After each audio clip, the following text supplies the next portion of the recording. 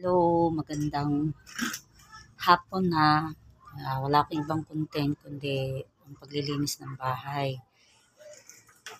Siyempre, kapag naiwan ka sa bahay, kapag may partner ka or asawa, ito ang gagawin mo sa bahay habang darating yung asawa mo kapag gabi uuwi. Siyempre, gawaing bahay bilang nanay. Ito, naglilinis kita no. Malinis-linis na, di ba? Masakit na liig ko pero kinakaya ko kasi mahal ko ang asawa ko or partner in life. Kaya ginagawa ko ang mga gawain. Hi, this is Lala Vlog. Sa gawain bahay, ito yung content ko for today's video. Mga ka-vlogs, mga followers. Ito lapit lang ako matapos talaga. Mahirap magkuha ng video kasi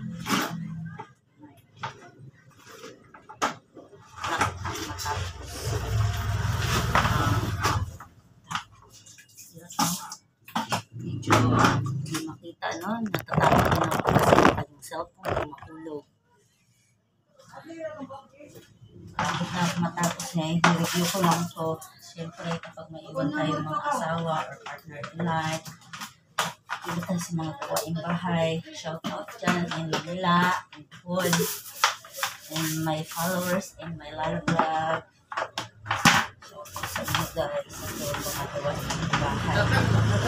Siyempre, ginagawa natin kasi mahal natin ang ating partner in life or asawa. Mga gawaing bahay. Siyempre, hindi lang tayo pwede pahayahay.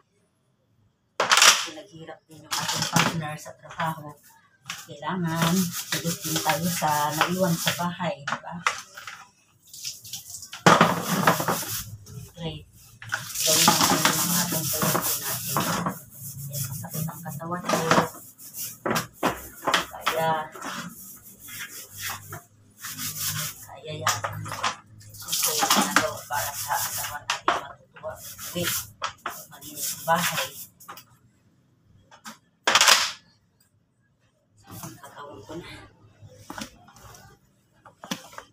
Ito pa ang aking mga babanlawin.